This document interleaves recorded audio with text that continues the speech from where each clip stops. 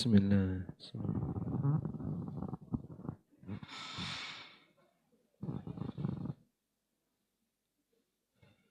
Assalamualaikum warahmatullahi wabarakatuh. Alhamdulillahi rabbil alamin. Wassalatu wassalamu ala ashrafil mursalin. Nabiyyina wa maulana Muhammadin wa ala alihi wa sahbihi ajma'in. Wa ashhadu an la ilaha illallah wahdahu la syarika lah. Wa ashhadu anna Muhammadan abduhu wa rasuluh. Salawatu rabbi wa salamu alaihi wa ala alihi wa ashabihi wa man sara ala nahjihi wa stanna bisunnatihi ila yaumiddin. Kita buat kesepakatan dulu. Sampai jam berapa kita harus bubar?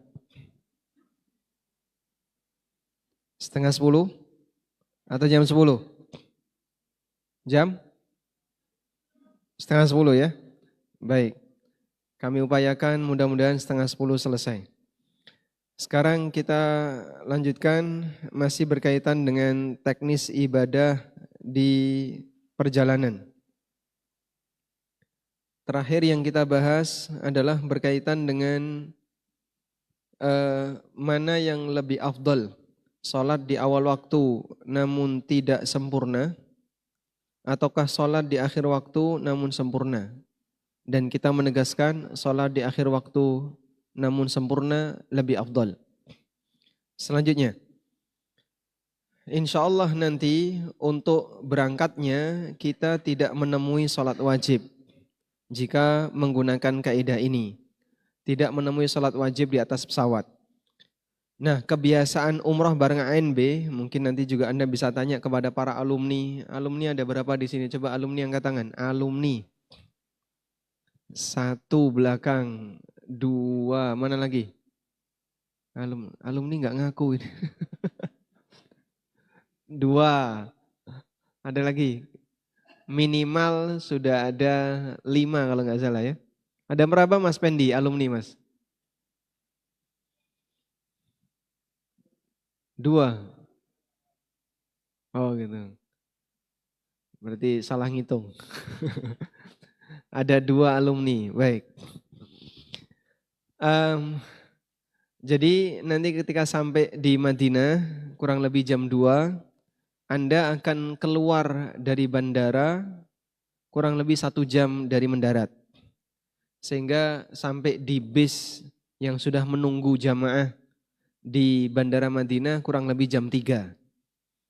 Itu pun barangkali tidak langsung berangkat karena menunggu kelengkapan semua bagasi masuk bis terlebih dahulu baru kita bisa berangkat. Jadi kurang lebih berangkatnya jam 3:30. Sampai di Hotel Madinah kurang lebih jam 4. Umumnya sholat asar di Masjid Nabawi baru selesai. Umumnya. Nah, saat sholat asar di Masjid Nabawi baru selesai, Anda turun dari bis tidak mungkin langsung ke masjid. Karena Anda bawa barang. Maka barang nanti dimasukkan ke dalam hotel dulu, diamankan, baru kemudian bareng-bareng ke masjid. Nah insya Allah di saat itu kita akan sholat zuhur, asar, jamak, takhir berjamaah di Masjid Nabawi. Sehingga nanti untuk sholat kedatangan di Masjid Nabawi kita bisa zuhur, asar, jamak, takhir.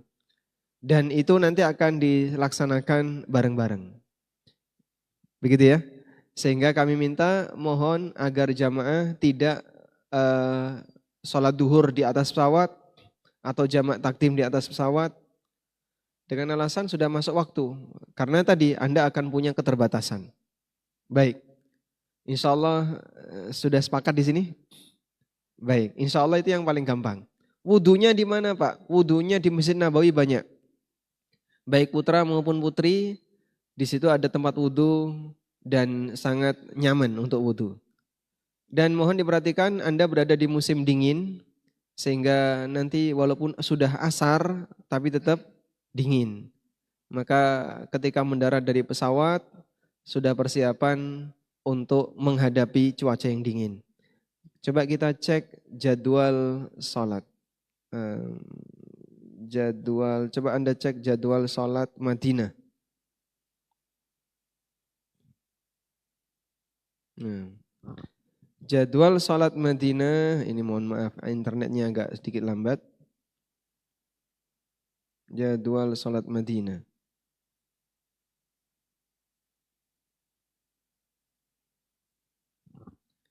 Untuk asar jam 4 kurang. Jam 4 kurang 5.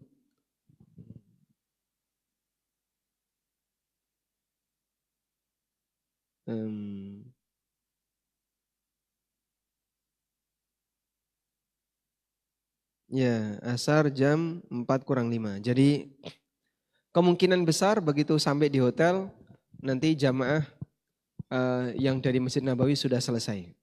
Sudah? Selanjutnya kita akan mengatur sholat saat pulang. Saat pulang. Baik. Ini saya mohon info ini. Saat pulang kita punya 2 flight. Kita punya 2 penerbangan. Flight yang pertama jam berapa, Pak?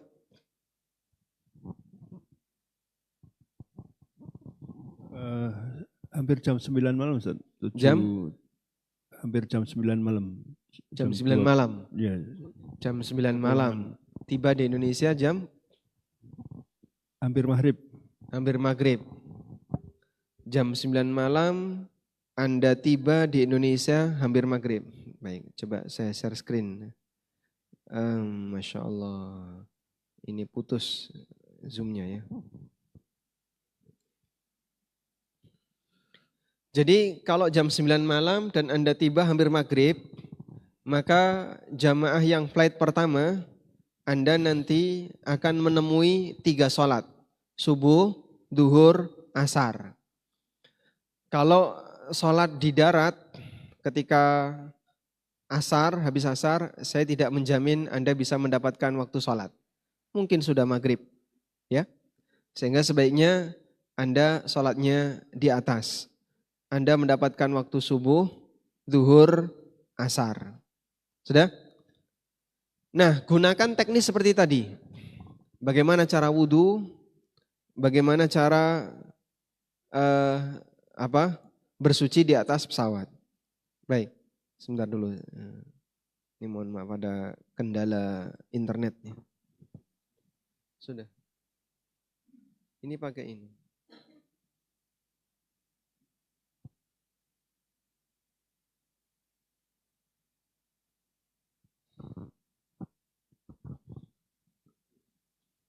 Ini mati ini mati. Nah, mati.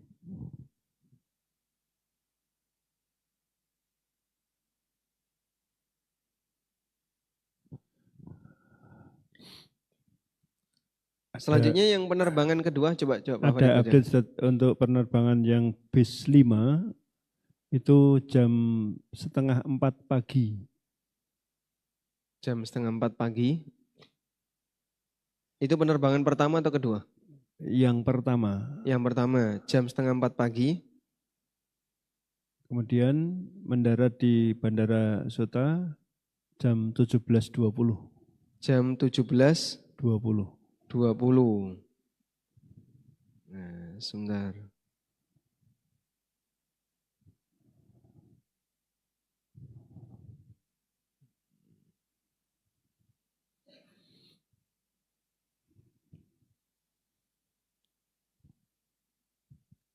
Yang bis 1 sampai 4 jam 9 pagi sampai di Bandara Sota jam 22.45.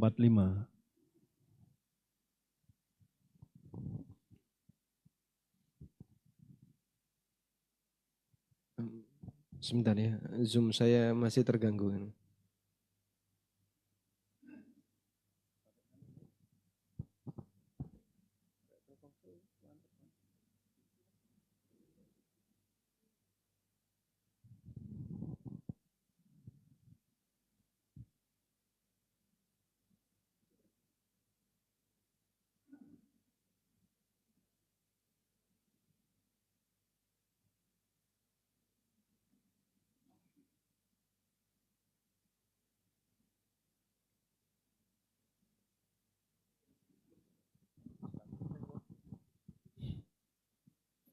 Baik, coba kita ulangi lagi.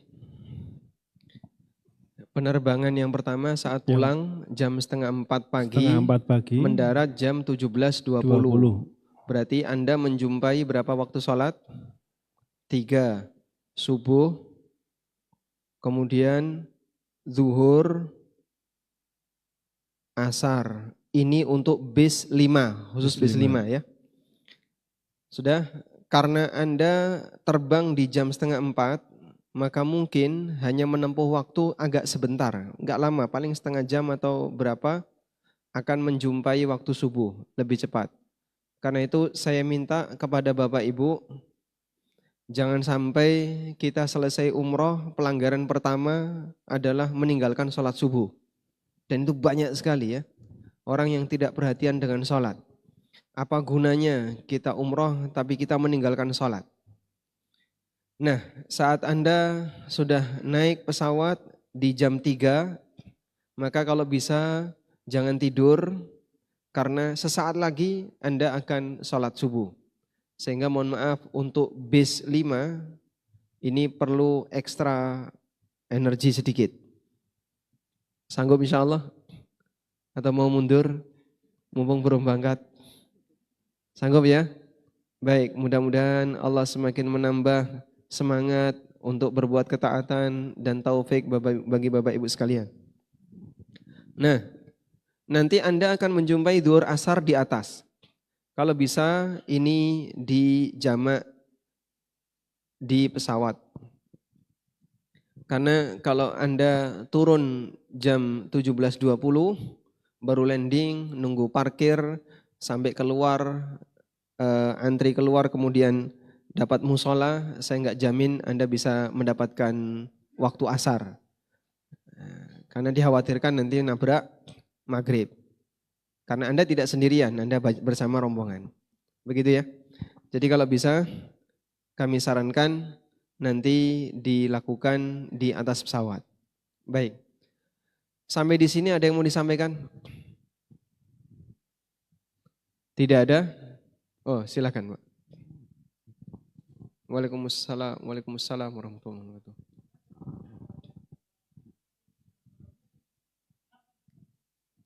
Baik, mengenai seat number di atas pesawat, kalau di Indonesia ke Madinah, insya Allah kita upayakan sesuai dengan grup. Jadi kalau Bapak sama keluarga nanti bisa jejer. Nah, yang pulangnya dari Saudi ke Indonesia, karena petugasnya nggak bisa bahasa Indonesia, Pak, sehingga kadang agak sedikit sulit untuk dikendalikan, maka biasanya kadang acak, tapi kita bisa sesuaikan di atas, sehingga nanti bisa saling tuker dengan satu sama lain. Walhamdulillah, kemungkinan karena kita dominan di atas pesawat, jumlahnya ada berapa? 210. 210. Karena kita cukup banyak, jadi untuk penukarannya lebih mudah. Karena rata-rata adalah teman sendiri. Alhamdulillah. Baik. Selanjutnya saya mau bahas sholat di atas pesawat. Sholat di kendaraan. Untuk yang kedua sekalian, Ustaz, Ya. jam 9 Oh baik. berangkat. Mohon maaf, ini penerbangan yang kedua dulu ya. Penerbangan yang kedua. Penerbangan kedua jam 9 pagi. 9 Pagi. ya, tiba jam 22.45. 22.45. Tiba jam 22.45. Baik. Berarti Anda ketemu sholat zuhur, asar. Nah, maghrib isyaknya sebaiknya di darat. 22.45 berarti keluar kemungkinan setengah 12. Anda bisa maghrib isya di bandara, di Suta. Begini. Sehingga nanti zuhur asar dilakukan di atas. Baik. Berikutnya. Kita akan belajar tentang tata cara sholat di atas kendaraan. Mengenai tata cara sholat di atas kendaraan. Pada prinsipnya sama sebagaimana cara sholat di luar kendaraan. Hanya saja karena keterbatasan, maka dikerjakan sebisanya. Satu, jika ada musola dan memungkinkan, maka lakukan di musola.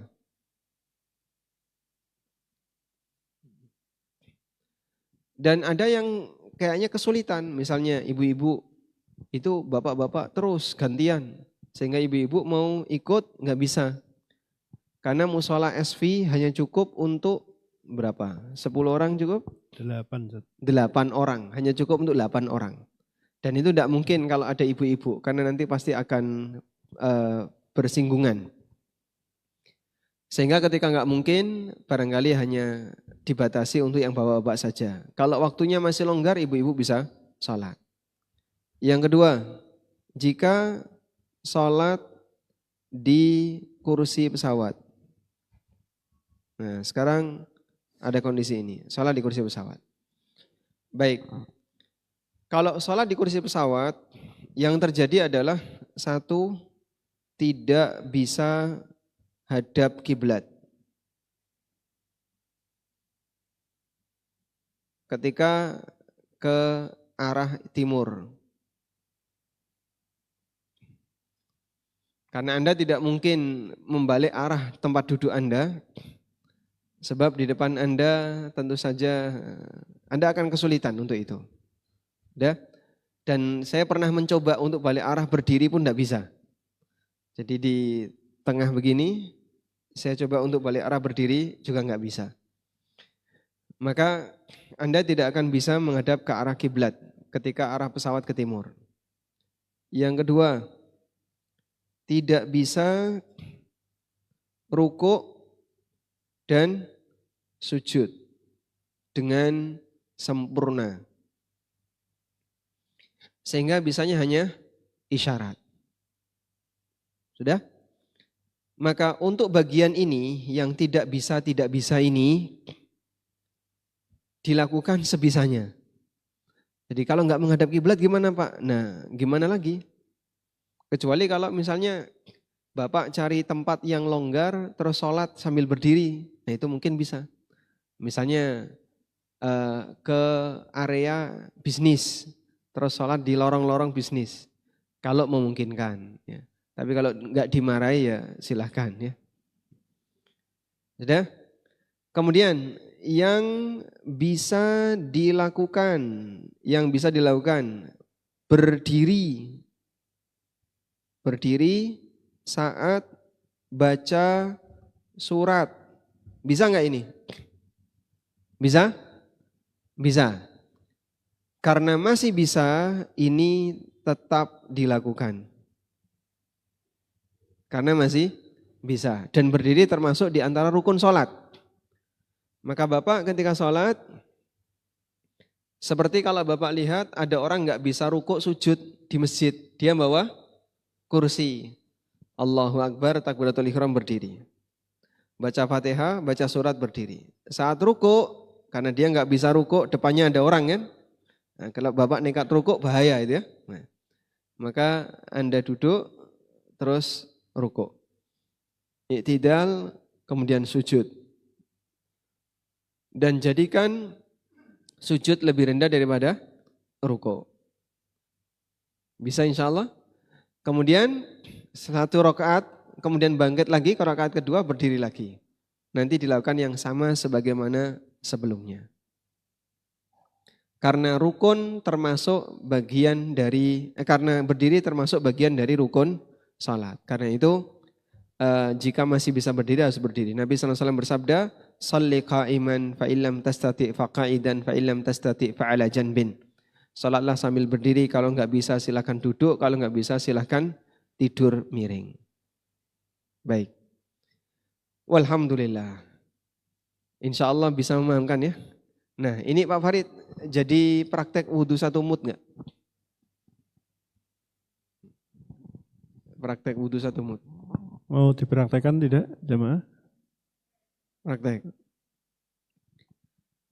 Nah sambil menunggu persiapan, kita berikan kesempatan dulu bagi jamaah. Atau sebelumnya kita mau bahas ini ya.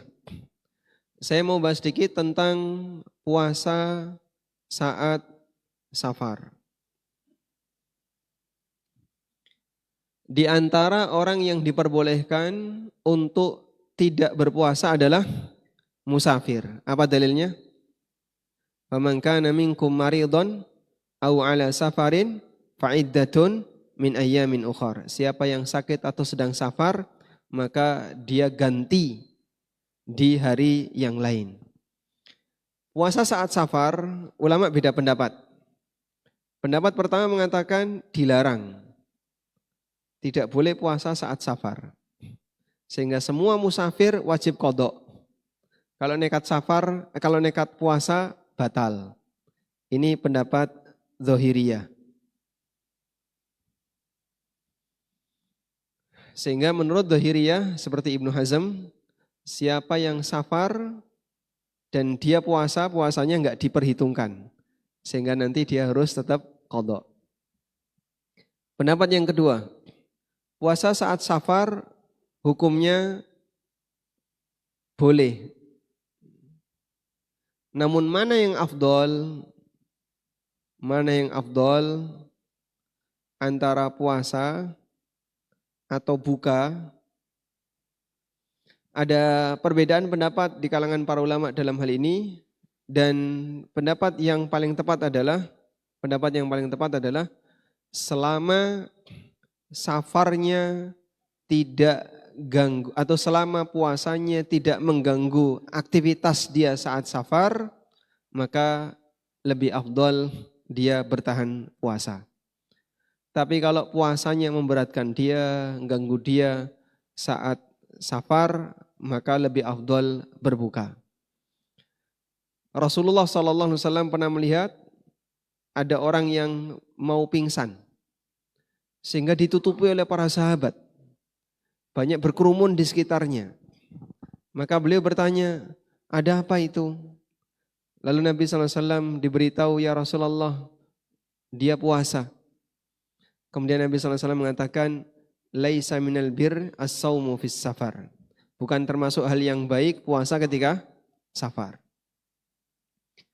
Kemudian juga disebutkan dalam riwayat yang lain, bahwa Nabi SAW pernah melakukan safar. Dan dalam cuaca yang sangat panas. Nah saat mereka singgah, orang-orang yang tidak berpuasa bisa melayani semua kebutuhan para musafir tadi. Ada yang mendirikan tenda, ada yang nyiapin perbekalan, ada yang nyiapin ternak dan seterusnya. Ada yang nyiapin kendaraan. Sementara yang berpuasa, mereka hanya bisa berteduh. Lalu Nabi SAW mengatakan, Zahabal muftiruna bil ujur. Yang tidak puasa borong pahala. Yang tidak puasa borong pahala. Berarti yang tidak puasa lebih afdol atau kurang afdol? Lebih afdol. Demikian pula Nabi SAW pernah melakukan safar. Semua tidak ada yang berpuasa kecuali 2 orang. Rasulullah SAW dan Abdullah bin Rawahah. Dan ada banyak riwayat-riwayat yang beragam. Nabi SAW juga pernah safar. Lalu beliau perintahkan kepada para sahabat untuk berbuka. Sehingga semuanya dibatalkan. Ternyata ada beberapa orang yang tidak mau membatalkan. Lalu dilaporkan kepada Nabi SAW, ya Rasulullah, fulan gak mau membatalkan. Kata Rasulullah SAW, ulaikal usat. Yang gak mau batalin puasa itu durhaka. Yang gak mau batalin puasa itu bermaksiat, durhaka. Sehingga ada banyak kondisi ketika Rasulullah SAW melakukan safar dan puasa. Ada kondisi 1, ada kondisi 2, ada kondisi 3. Kesimpulannya adalah jika puasanya tidak memberatkan atau tidak ganggu aktivitas safar, maka silahkan puasa. Tapi kalau sekiranya Anda merasa keberatan dengan puasa itu, sebaiknya tidak puasa. Nah, dengan perhitungan perbedaan jam, maka kurang lebih Bapak Ibu puasa, jika besok dilakukan, ya, Anda akan puasa selama 19 jam. Di sini subuh jam berapa? 4.30 ya. 4 berapa? 4.40. 4.40. Baik, maghrib di sini jam berapa tadi? 18.10 gitu ya. Maghrib di sana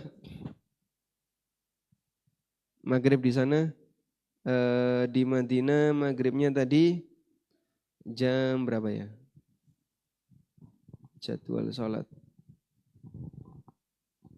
Ya, di Madinah maghribnya jam setengah 7. 18.26.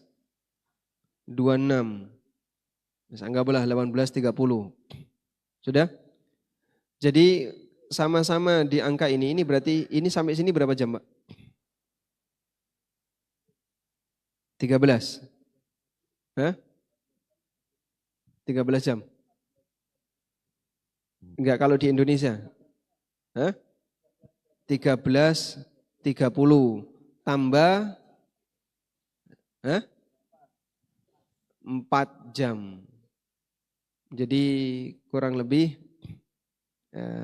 ya sebenarnya 5 jam itu aslinya. Aslinya seperti Surabaya dengan Aceh.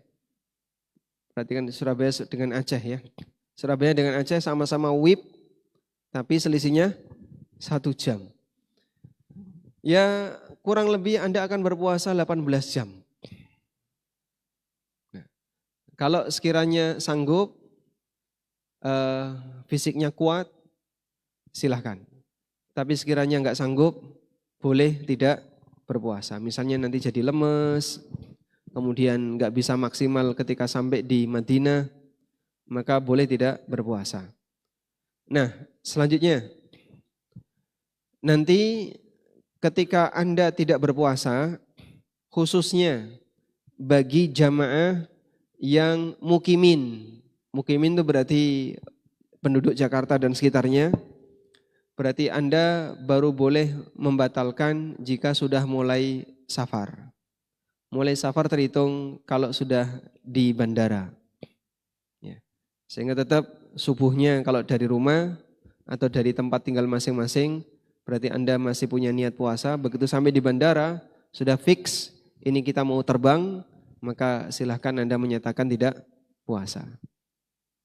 Begitu? Baik. Saya tidak memberikan penekanan untuk yang mana. Intinya tadi ya, Anda bisa ngukur kira-kira ini nanti terlalu berat atau tidak dan bagaimana dengan aktivitas yang akan saya lakukan. Kalau sekiranya Anda sanggup, silahkan. Tapi mohon diperhatikan, jangan sampai berbuka di jam 18.10 WIB.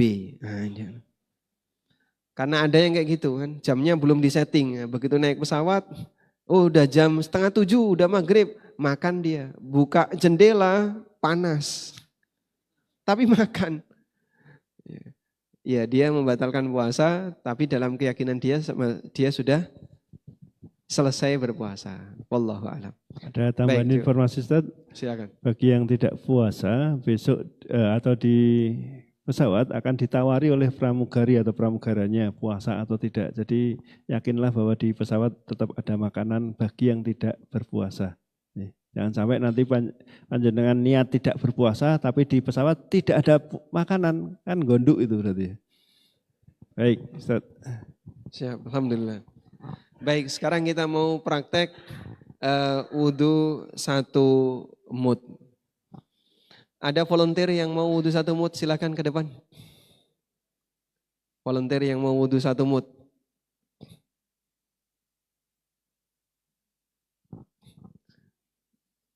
Silakan, ada volunteer yang mau wudhu 1 mud? Silakan Bapak. Masya Allah. Saya sampaikan di awal, tidak ada hadiah Pak. Bakpia masih nggak? Nah, masih, baik. Nanti dapat bakpia ya. Alhamdulillah. Silakan dulu. Masya Allah. Assalamualaikum. Pak siapa? Pak Kukuh Pak Kuku dari Grobogan. Grobogan, Jawa Tengah. Masya Allah. Baik. Lihat ke arah kamera dulu, Pak. Nah. Boleh duduk. Tenang. Baik.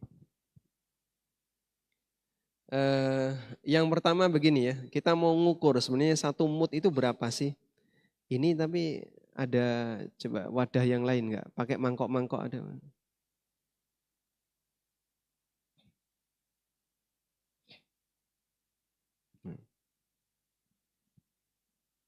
Coba Pak buat nanti 2 kali enggak apa-apa ya.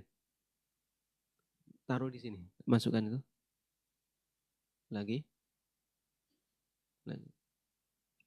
Tambahkan sedikit. Nah. Ini boleh saya sebut ada 2,5 itu Pak? 2,5. Mukanya enggak sampai ya. Mungkin 2 ya. Baik. Ada yang tercacar. 2 saja segini Ustaz. Jadi kalau pakai cakupan tangan kita dengan kita lebihkan 2 plus ditambah-tambah dengan karena mungkin ada yang tercecer itu kurang lebih segini. Jadi kalau misalnya kita tambahkan lagi, sudah kita tambahkan sampai setengahnya. Nah, ini mungkin bisa kita sebut jika kita konsisten dengan menggabungkan 2 telapak tangan, ini kurang lebih 200 mil atau 300 mili. 300 mili. Meskipun ada sebagian referensi yang menyebutkan 1 mut itu 680 mili. Kalau ini kan 600 mili. Baik. Kita akan memberikan contoh melalui beliau berwudu dengan 300-an mili. Sekian ya. Nah, sebelum berwudu baca apa Pak? Bismillah. Selanjutnya Bapak baca bismillah terus berkumur. Nah, berkumur pakai 1 telapak tangan. Nah, ini boleh ditelan. Halal. Masya Allah. Ya.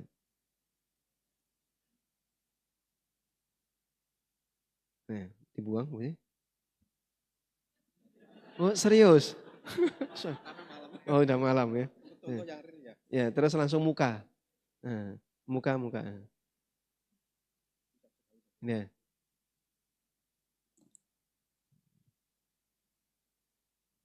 Sekarang 1 telapak tangan khusus untuk jenggot dikit aja. Nah, selanjutnya tangan sampai siku, tangan kanan sampai siku.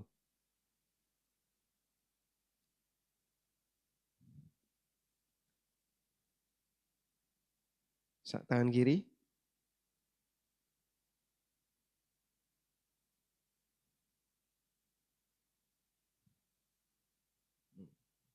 Yang ini. Nah. Baik. Di sini kan masih ada sisa air ya. Di sebagian riwayat Nabi SAW mengusap kepala beliau bifadlil ma'i kana fi yadihi, dengan sisa air yang nempel di tangan. Ini bisa langsung dipakai untuk ngusap kepala. Langsung ngusap kepala. Nah, depan ya. Alhamdulillah. Baik, ngusap kepala depan ke belakang terus balik ke depan. Dah. Selanjutnya ini untuk cuci kaki. Nah, kaki kanan dulu. Kaki kanan di sini. Siap. Kalau Bapak pakai kaos kaki, bagian ini kan tidak perlu dicuci. Cukup apa? Diusap. Sehingga sebelum naik pesawat, kondisikan apa? Sudah berwudu, terus pakai kaos kaki. Sampai tumit sudah belum tadi Mas? Sudah. Sudah basah semua. Alhamdulillah. Masya Allah. Ini kaki gerobokan gede ini. Masya Allah. Kalau mau ditambahkan, Masya Allah, masih sisa ya. Jadi sebenarnya dengan air yang sedikit, Alhamdulillah, sudah selesai Mas. Dengan air 1 mut yang tidak sampai 300 mili ya. Jazakumullah khairan, terima kasih banyak Pak Koko. Semoga umrohnya makbul. Insya Allah. Alhamdulillah. Dengan air yang hanya kurang lebih 300 mili cukup untuk wudhu. Jadi Bapak kalau di atas pesawat dikasih 1 gelas air itu, tambah dikit bisa dipakai untuk wudhu. Alhamdulillah. Dapat hadiah. Apa itu? Kardusnya. Isinya enggak tahu. Real, alhamdulillah. Baik. Tayyib. Walhamdulillah. Selanjutnya kami persilahkan Ustadz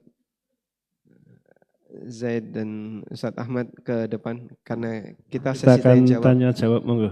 Ustadz Zaid dan Ustadz Ahmad bisa ke depan bersama Ustadz Ami. Nanti tergantung jamaah mau milih yang jawab Ustadz siapa. Monggo. Iya makanya nanti biar jamaah milih yang mau jawab Ustadz siapa. Monggo. Baik, jazakumullah khairan Ustadz atas kajian yang ketiga. Berikut tanya jawab. Tanya jawab. Enggak ada. Oh ada. Baik, saya beri kesempatan kepada ibu-ibu dulu. Bentar, ibu-ibu dulu. Ada ibu yang mau bertanya? 1, 2. Baik, sebentar.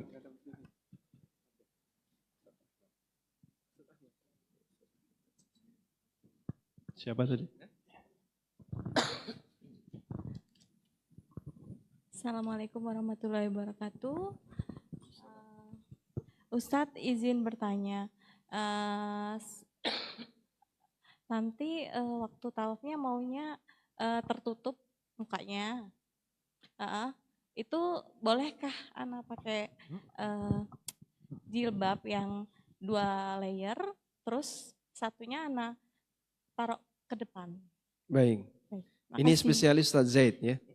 Berkaitan dengan Waalaikumsalam. masalah bagaimana teknis untuk ibu-ibu yang menggunakan niqab, kemudian ketika sedang ihram, apa yang harus dilakukan, insya Allah nanti Ustadz Zaid yang akan menjawab.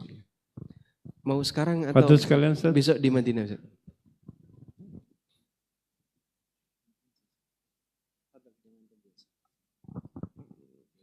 Insya Allah nanti seperti dulu ya, umroh sebelumnya. Jadi ibu-ibu yang pakai niqab nanti akan dikumpulkan khusus saat di Madinah. Terus ada penjelasan khusus dari beliau. Jadi pertanyaannya boleh sekarang, tapi jawabannya nunggu 4 hari lagi.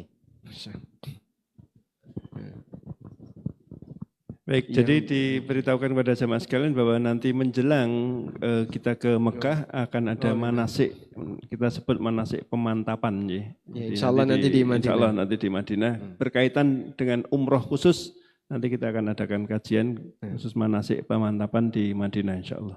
Nah ini Ustaz Zaid pesan sedikit ya. Jadi bernikop itu dilarang ketika ihram. Nabi SAW mengatakan wala tantaqi bil mar'ah. Wanita tidak boleh memakai nikop ketika sedang ihram. Sebagaimana laki-laki tidak boleh pakai tutup kepala ketika sedang ihram. Nabi SAW melarang walal qalanis. Laki-laki tidak boleh pakai kolansuah, pakai tutup kepala. Juga tidak boleh pakai burnus. Burnus itu jaket yang ada tutup kepalanya. Tapi tidak dilarang untuk menutup wajah. Sehingga yang dilarang adalah pakai niqab, tapi tidak dilarang untuk menutup wajah. Oleh karena itu, wanita yang sedang ihram boleh menutup wajah, tapi tidak boleh pakai niqab. Ya? Mengenai teknisnya nanti Ustaz Zaid akan mendetailkan di Madinah. Nah. Baik, begitu aja. Berikutnya. Assalamualaikum warahmatullahi wabarakatuh.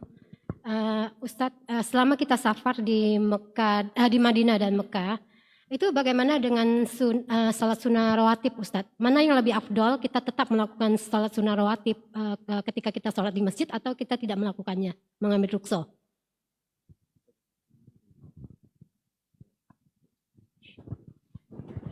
Bisa dipahami, Ustaz? Masya Allah, mohon izin Ustaz ya. Ini Karena saya yang paling junior jadi mau dikongkan-kongkon terus.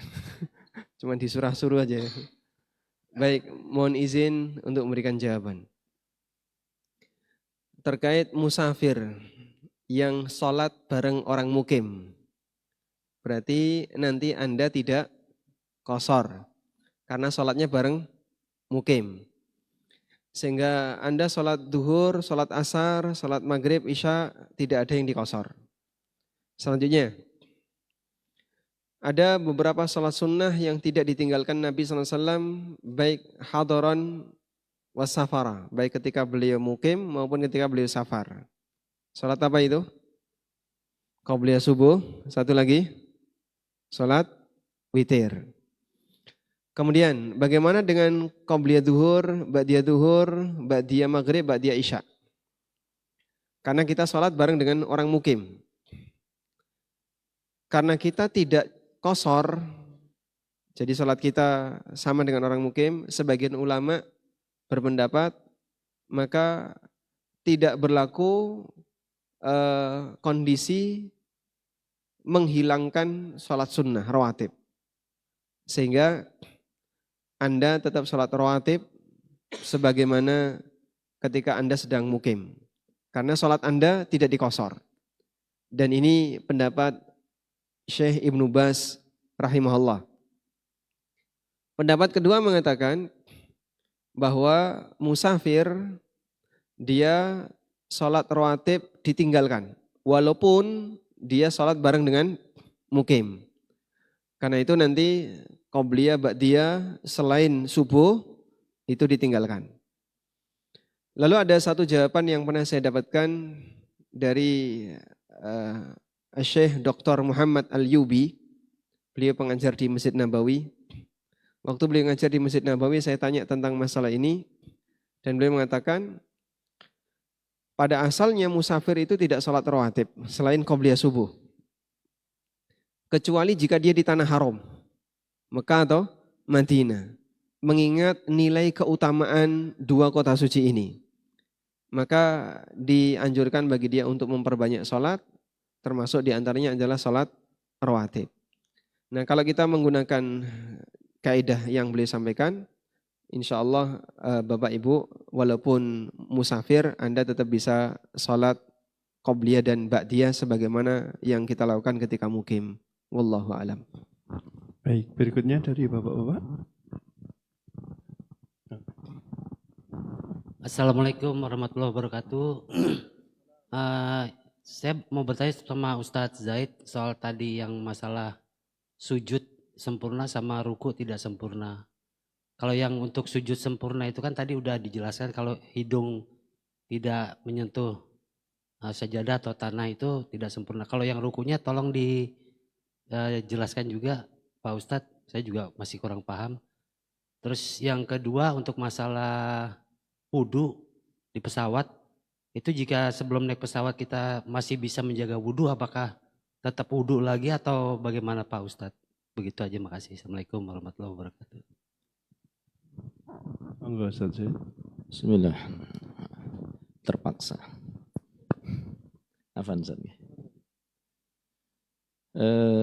Yang tadi saya terangkan tentu tentang wudhu nanti Ustaz Ami nggih.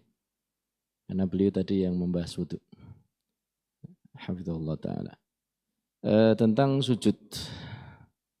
Maka kesempurnaan sujud itu adalah sebagaimana disabdakan oleh Rasul sallallahu alaihi wasallam, umirtu an asjuda ala sab'ati a'dhum atau kama qala sallallahu alaihi wasallam. Saya diperintahkan untuk sujud di atas 7 tulang. Kemudian beliau mengatakan jabhah sambil memberikan isyarat itu kepada batuk, kening dan hidungnya 1. Kemudian kafain 2 telapak tangan, berarti 2, 3. Kemudian ini lutut, ya, berarti 4, 6. Kemudian ujung-ujung telapak kaki yaitu jari jemari yaitu 67. Kemudian kita bahas masalah sujud yang tidak sempurna, yaitu ketika seseorang diantaranya adalah tidak menempelkan hidungnya ketika sujud. Kemudian saya tadi menyampaikan arahan dari Syekh bin Baz atau fatwa dari Syekh bin Baz bahwa apabila seorang ketika beliau ditanya rahimahullah taala rahmatan wasi'ah, ketika ditanya bagaimana hukumnya orang yang sujud tapi hanya sekedar menempelkan dahi saja, sementara hidungnya terangkat, tidak nempel. Maka beliau menjelaskan kalau dia melakukannya secara sengaja, sudah tahu hukumnya, tapi sengaja hidungnya tidak ditempelkan, maka sholatnya batal. Sholatnya batal. Itu yang pertama. Yang kedua, kalau dia melakukan karena tidak sengaja, mungkin karena tergesa-gesa, tidak sengaja, kemudian setelah itu dia sadar bahwasanya dia ternyata sujudnya tidak sempurna, maka rakaat yang ada sujudnya itu batal. Misalnya di rakaat pertama dia melakukan kesalahan itu, berarti rakaat pertama itu tidak dianggap. Salat duhur misalnya, di rakaat pertama dia melakukan kesalahan, berarti rakaat yang pertama tidak dianggap, dia nanti harus mengganti dengan rakaat baru. Demikian. Saya kira itu yang tadi saya sampaikan. Yang dimaksud rukuk yang tidak sempurna, Ustaz. Sujud. Rukuk yang tidak sempurna yang seperti apa? Oh, rukuk nggih. Ini jam berapa toh, Pak? Belum jam 9:30 ya? Belum. Oh iya. Ya. Kalau rukuk yang tidak sempurna berarti kata Rasul sallallahu alaihi wasallam, farka hatta tatma'inna raki'an. Rukuklah sampai engkau betul-betul tenang di dalam rukukmu. Di dalam riwayat yang lain diterangkan bagaimana rukuk sampai betul-betul tenang rukukmu, yaitu sampai seluruh tulang-tulang kembali pada tempatnya. Kama qala sallallahu alaihi wasallam. Bagaimana seluruh tulang-tulang kembali pada tempatnya, yaitu sampai pada posisi rukuk yang sesungguhnya. Bagaimana posisi rukuk yang sesungguhnya? Yaitu dalam riwayat yang lain Rasul sallallahu alaihi wasallam meluruskan punggungnya. Ya, sampai ketika diibaratkan kalau ada air diletakkan di atas punggungnya, maka tidak akan tumpah karena lurusnya punggung beliau.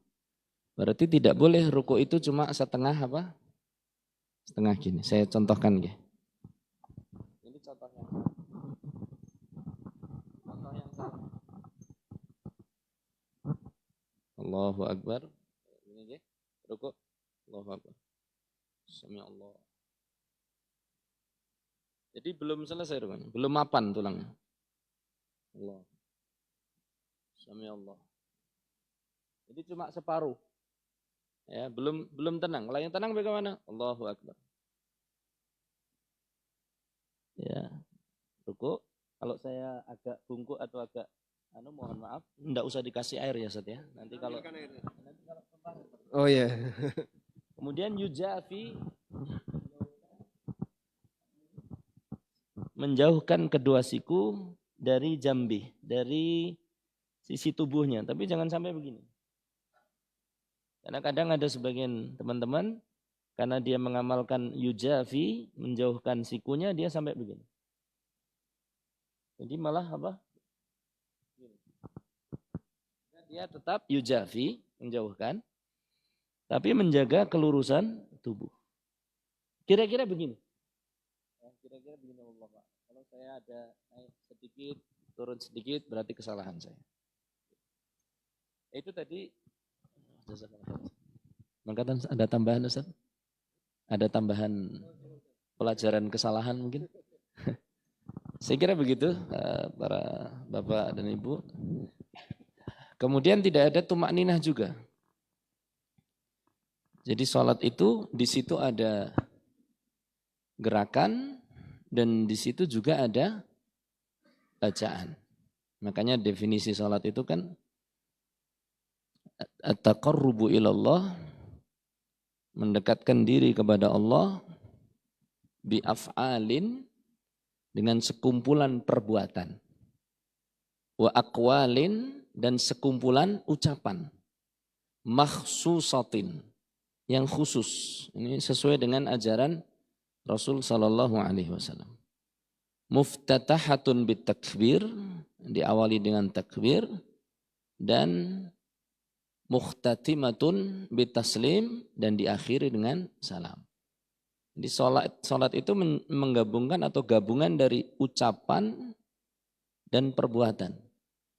Jadi bukan hanya ucapan saja, tapi juga gerakan. Bukan gerakan saja, tapi juga ucapan. Demikian wallahu ta'ala alam. Mungkin ada tambahan nanti dari Ustaz Amin insyaAllah. Alhamdulillah, udah jam 9:30, Masya Allah. Berkaitan dengan wudhu, Ustaz? Tadi Bapak menyampaikan apa Pak? Wudhu maksudnya? Menjaga Menjaga wudhu. wudhu masih belum batal, apakah harus wudhu lagi sebelum sholat di pesawat? Baik, kalau Bapak belum batal maka tidak harus wudhu lagi. Meskipun dianjurkan untuk mengulang wudhu setiap kali mau sholat wajib. Namun boleh tidak berwudhu lagi. Nah, apakah dianjurkan menjaga wudhu? Nah, dalam arti betul sekali ya. Dalam arti Anda tidak melakukan pembatal wudhu itu termasuk hal yang baik. Karena kita dalam posisi siaga beramal. Zikir yang terbaik dalam kondisi suci, baca Quran yang terbaik dalam kondisi suci. Demikian pula aktivitas yang lain yang terbaik dalam kondisi suci. Maka menjaga wudhu termasuk di antara yang disyariatkan. Sebagian ulama mereka sengaja untuk mempersedikit mengkonsumsi sesuatu dengan maksud biar nggak ke toilet. Seperti Imam An-Nawawi rahimahullah, beliau termasuk orang yang makan minumnya sangat sedikit sehingga jarang ke toilet. Karena yang dikonsumsi sangat sedikit. Dan ini salah satu di antara contoh bagaimana sikap mereka dalam menjaga kesucian. Karena orang kalau dalam kondisi suci dari hadas, mau melakukan aktivitas ibadah apapun akan terasa lebih ringan. Wallahu alam. Sekalian tolong disampaikan Ustaz berkaitan dengan tips untuk bertahan di masjid yang jadi materi tadi yang belum disampaikan. Tips bertahan di masjid. Bismillah. Jadi nanti kita akan ketemu dengan nuansa Masjidil Haram dan Masjid Nabawi di bulan Ramadan. Sebelumnya saya mau tanya, di antara jamaah yang baru pertama kali umroh Ramadan, hampir semua ya, Masya Allah. Baik. Nah kemarin kita sempat rembukan ini bersama para asatidzah. Gimana enaknya untuk mengkondisikan jamaah saat umroh Ramadan. Kita kasih tahu terlebih dahulu. Anda berbuka di waktu maghrib, bisa berbuka di masjid, bisa berbuka di hotel. Dan informasinya di sini untuk hotel yang ada di Madinah, waktu makan itu selesai jam berapa tadi? Waktu makan selesai jam 8:30. 20.30. 20.30, jam 8:30. Restoran tutup jam 8:30. Sementara kita selesai sholat raweh jam 10.15. Jadi kalau pulang dari masjid, kemudian langsung ke restoran, sudah tidak disediakan apapun selain minuman. Jadi Anda mungkin kalau bertahan ya, dari asar sampai maghrib, maghrib bertahan sampai isya, lalu isya terawih sampai jam 10:30 baru pulang, nanti tidak dapat makan malam di restoran. Baik. Kemudian untuk sholat subuh kita waktu sholat subuhnya cukup bagus, jam 5.23, cukup siang, di atas jam 5. Dan restorannya tutup sampai jam 5, dari mulai jam 3 sampai jam 5. Tapi insya Allah selama masih ramai di situ biasanya akan tetap diizinkan sampai adzan subuh. Begitu? Sehingga untuk waktu sahur di Mekah dan Madinah masih cukup longgar. Saya pernah menjalani Ramadan pas bulan Mei. Ramadan bulan Mei. Suhu 40-an dan subuh 3:30. Selesai taraweh jam 3. Karena di 10 hari terakhir. Sehingga mereka yang selesai taraweh kalau harus ke hotel biasanya enggak nyandak. Maka rata-rata hanya ikut salah satu taraweh. Kalau enggak taraweh awal waktu, taraweh akhir waktu. Karena kita di awal Ramadan tarawehnya cuma sekali. Di awal waktu saja. Dan selesainya tadi jam 10 malam. Sudah? Selanjutnya. Bagaimana cara yang paling tepat untuk menyiasati itu? Pertama, saya mau bahas umroh dulu. Kita share screen lagi ya. Berkaitan dengan kegiatan umroh kita. Kegiatan umroh. Baik. Semuanya naik kereta. Ada yang naik truk? Enggak ada ya, semuanya naik kereta. Kereta berangkat jam berapa Pak Farid? Jam? 11:30. Jam 11.30 tiba jam 14. Jam 2 lebih berapa? 14.10. 14.10. Sudah? Anda ketemu waktu duhur. Namun seperti barangkali sudah pernah disampaikan, karena kita menghindari penutupan jalan yang itu akan dilakukan kurang lebih jam 3, maka begitu turun dari kereta langsung menuju bis dan langsung menuju ke hotel. Dengan harapan jalan belum ditutup. Sehingga jam 14.10 langsung ke hotel. Mudah-mudahan kita bisa tiba, biasanya setengah jam ya. Biasanya sih setengah jam. Mudah-mudahan kita bisa tiba sebelum penutupan jalan. Kalau Anda sudah tiba sebelum penutupan jalan, bis bisa berhenti tepat di depan hotel. Tapi kalau sudah ditutup, lumayan jauh. Mungkin bisa jalan antara 500 sampai 1 kilo. Antara 500 meter sampai 1 kilo. Dalam posisi kita sedang puasa. Baik. Oleh karena itu, mohon kerjasamanya. Kalau sudah turun dari kereta, segera ke bis. Dan untuk urusan toilet sebaiknya diselesaikan di atas kereta. Biar nanti ketika turun dari bis tidak ke toilet. Tapi karena Anda puasa, saya yakin sudah diperes sebelumnya ya. Mungkin jam 10 sudah habis Pak. Karena sudah berkali-kali ke toilet ketika di Madinah. Sudah? Jadi nanti begitu turun dari dari kereta segera ke bis untuk menuju hotel agar tidak terjadi penutupan jalan. Bisa dimengerti insya Allah? Nah, selanjutnya. Tiba di hotel kurang lebih jam 15.00. Bapak Ibu akan masuk hotel. Dan di jam ini kunci hotel belum ada. Karena di sana untuk pergantian tamu hotel itu di jam 17-an atau 18 ya. 18. Di jam 18. Ini pergantian tamu.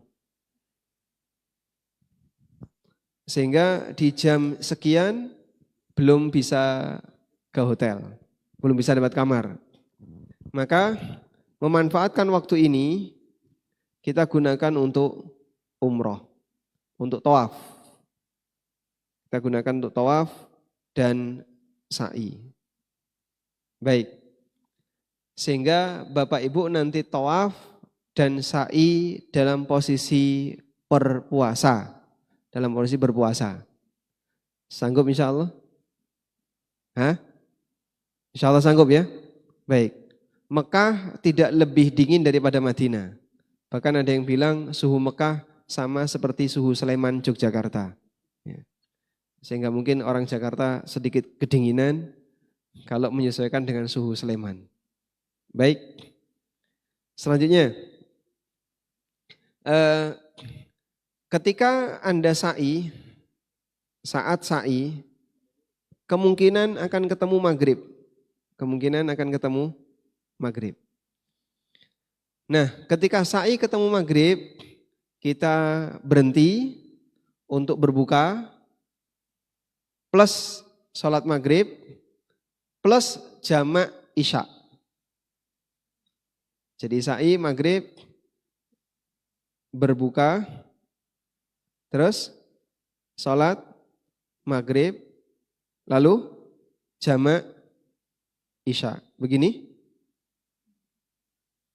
Nah, jamak isyanya disarankan sendiri-sendiri. Karena ini di mas'a. Mas'a itu apa? Tempat sa'i. Baik. Kondisi mas'a seperti ini. Tapi insya Allah Bapak Ibu sudah sering melihat ya.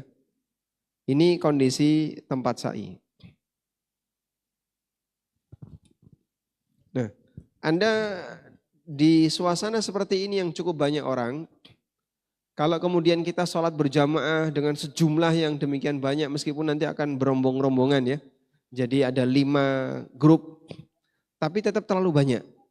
Sehingga dikhawatirkan akan mengganggu. Dan kita upayakan, kalau bisa upayakan ya.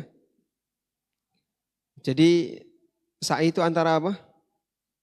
Sofa dan Marwah. Antara Sofa dan Marwah. Antara Sofa dan Marwah. Kalau bisa sholatnya di sini. Di perjalanan dari Marwah ke Sofa. Kenapa? Karena ketika sholat dia bisa langsung menghadap ke arah tembok. Jadi lebih aman. Kiblatnya di depannya adalah tembok. Kalau di Sofa ke Marwah bisa jadi nanti menghadap ke orang lewat. Memang ada penyekat, tapi tetap banyak orang lewat dan mungkin tidak lebih bagus ketika kita berada di posisi ini. Maka kita upayakan kalaupun nanti nabak maghrib saat sedang sa'i, kita cari posisi di sini. Dan biasanya ini lebih sepi dibandingkan yang antara Sofa dan Marwah. Bisa dipahami ya? Baik. Sudah? Kemudian dilanjut sampai selesai Marwah. Saat selesai Marwah kita nggak tahu apakah masih isya ataukah selesai sebelum isya. Kalau selesai sebelum isya langsung pulang ke hotel. Nah, langsung pulang. Ibu-ibu ke hotel. Ini untuk ibu-ibu. Jamaah ummahat. Sedangkan untuk bapak-bapak ke pencukuran. Ke tempat cukur ya. Untuk tahallul ini yang bapak-bapak. Dan kita akan cukur rombongan. Anda sudah bayar belum? Biaya tahallul sudah ya? Baik. Yang sudah dibayarkan bisa ditarik kembali. Kalau mau nyukur sendiri. Mumpung belum sampai di sana ya. Tapi kalau sudah gundul, separuh gundul gitu nggak bisa ditarik kembali ya. Baik. Insya Allah dipahami. Nah, ke tempat cukur ini di bawah sofa tower WC 3 belakangnya. Nanti kita naik eskalator. Di situ ada banyak sekali barbershop. Baik, sampai di sini insya Allah paham? Baik. Ditambahkan Ustaz untuk jamak dengan isya tadi, isya dalam kondisi di qashar. Untuk jamak dengan isya ini di qashar. Jadi Anda selesai sholat maghrib, terus jamak isya qashar. Nah, karena kita akan berbuka, maka Anda berangkat dari hotel umroh, sa'i tadi, tawaf dan sa'i, bawa bekal masing-masing.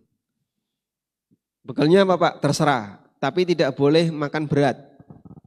Karena tidak boleh bawa rangsel, bolehnya hanya tas kecil. Jadi silahkan bawa bekal secukupnya saja. Untuk air cukup banyak. Zam-zam di antara Safa dan Marwah ada banyak keran zam-zam. Sehingga insya Allah untuk air aman, tapi saya sarankan bawa botol. Bisa botol ANB, bisa juga Anda botol air mineral yang punya, bawa untuk nanti diisi di situ biar gampang ketika minum. Meskipun di sana ada banyak gelas. Baik, insya Allah bisa dipahami ya. Sudah? Selanjutnya, kita akan bicara tentang hari-hari di Mekah dan Madinah. Di Mekah dan Madinah. Untuk siang, insya Allah cukup aman. Anda tidak punya kegiatan dan aktivitas apapun yang yang bertabrakan. Nah, mulai dari maghrib. Di sini ada dua pilihan. Karena nanti waktu sholat Anda maghrib itu jam 18.26, isyaknya jam 8:30. Berapa jam ini? 2 jam. 2 persis. jam. 2 jam. Bapak punya waktu 2 jam dari maghrib ke isya. 2 jam ini kalau di Indonesia longgar, di sana mepet. Begitu ya. Jika yang Anda lakukan adalah sholat maghrib di depan Ka'bah, terus pulang ke hotel, terus habis itu mau taraweh berangkat isya agar dapat Ka'bah lagi, mustahil. Kecuali kalau Anda pejabat yang dapat jalur khusus. Baik. Sehingga yang mungkin Anda akan sholat maghrib di pelataran atau tidak jauh. Karena mungkin ketika mereka pulang itu rombongan bareng-bareng banyak. Sehingga untuk keluar dari masjid saja sudah antri. Lalu nanti Anda ke hotel masih ngantri lift lagi. Habis itu ngantri makan. Habis itu nanti mampir kamar. Terus ke toilet. Habis itu berangkat. 2 jam masih kurang. Nah, maka tolong disiasati. Kemarin kita sempat rembukan ada 2 pilihan. 1, sholat di hotel maghribnya, terus berbuka, udah, habis itu langsung ke masjid untuk taraweh. 2, Anda sebelum maghrib sudah siaga di tempat makan, terus saat maghrib adzan berbuka, ngambil makanan, terus berangkat. Sehingga dari adzan sampai iqomah dimanfaatkan untuk menuju ke masjid. Tapi nanti maghribnya mungkin ya masbuk 1 rakaat, atau kalau tidak ya cuma dapat pelataran agak jauh. Sudah? Nah, kami serahkan kepada jamaah sekalian. Intinya bahwa restoran tutup sebelum Anda pulang dari masjid untuk sholat taraweh.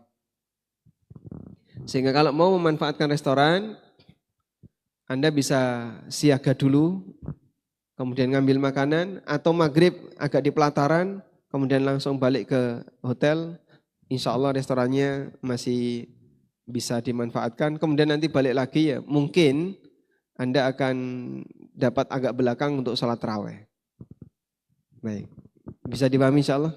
Untuk tambahan informasi, di Madinah masih memungkinkan sholat maghrib di masjid, kemudian kembali ke hotel, makan malam, kemudian balik ke masjid lagi, masih bisa masuk masjid lagi, Ustaz. Alhamdulillah. Untuk di Madinah, hotel kita beda dengan Mekah.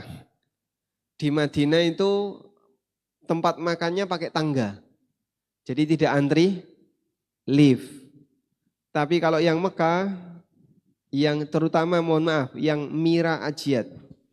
Hotel Mira Ajiat itu makanannya paling enak menurut pengakuan saya.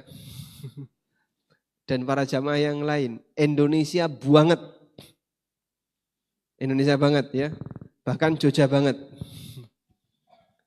Tapi sayangnya Anda harus naik lift 2 kali. Lift dari lantai dasar, naik, nanti masuk ke lobi. Sampai lobi, ganti lift. Nah, di atas-atasnya ini ada ruang makan, ada kamar, dan seterusnya. Nah, jadinya sabarnya 2 kali. Sabar ngantri lift di awal, ngantri lift lagi di atas. Dan lobinya sempit. Sehingga mohon untuk yang Mira Ajiat, tolong nanti sabarnya lebih. Ya. Untuk yang senut, ya, insya Allah tidak bikin senut-senut. Yang senut ruang makannya lebih longgar. Pakai lift ya Mas? Iya, Pakai lift. cuma lebih besar. Ya, liftnya agak lebih besar. Jadi untuk yang senut mungkin antrian makannya tidak seramai yang ada di Mira Ajiat. Baik. Cukup? Sebentar. Untuk jamaah sekalian, bahwa nanti untuk pelaksanaan umrohnya, mohon untuk mempersedikit tas yang dibawa. Jadi nanti berangkat umrohnya hanya bawa 1 tas, kemudian tas-tas yang lain kita tinggal di lobi hotel, insya Allah ada yang jaga. Termasuk koper itu nanti ikut bis, jadi kita sudah sampai, bisnya bisa jadi belum sampai. Ibu ada pertanyaan? Sudah? Baik. Ada pertanyaan Ustaz? Ya. Kalau untuk umroh itu diperbolehkan untuk mengkonsumsi obat penunda haid. Bolehkah mengkonsumsi obat penunda haid agar bisa sebulan mengikuti ibadah Ramadan tanpa halangan? Baik. Mohon izin Ustaz ya. Kalau Anda bertanya boleh atau tidak, jawabannya boleh. Ya. Namun jika sudah mengkonsumsi obat, tapi kok ternyata masih ngeflek, maka terhitung haid. Walaupun sudah mengkonsumsi obat. Oleh karena itu status Anda terhitung suci apabila mengkonsumsi obat dan tidak keluar darah haid. Wallahu a'lam.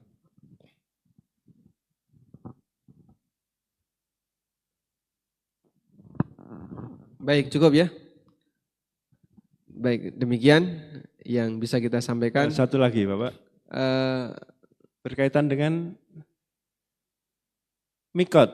Baik, mikotnya insya Allah kita akan dari Hotel Madinah ke Dzul Hulaifah terlebih dahulu.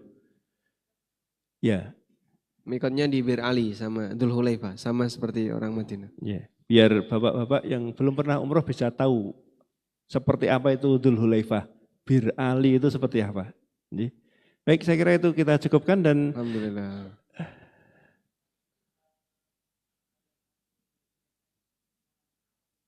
Ya, kopernya belum sampai. Belum sampai. Jadi kita berangkat dari Hotel Madinah menuju ke Bir Ali, kemudian diantar ke stasiun kita naik kereta, sementara bis yang berisi koper kita baru jalan dari stasiun ke Mekah. Waktunya 6 jam, sementara kita waktunya sekitar 2,5 jam. Jadi mesti lebih cepat keretanya.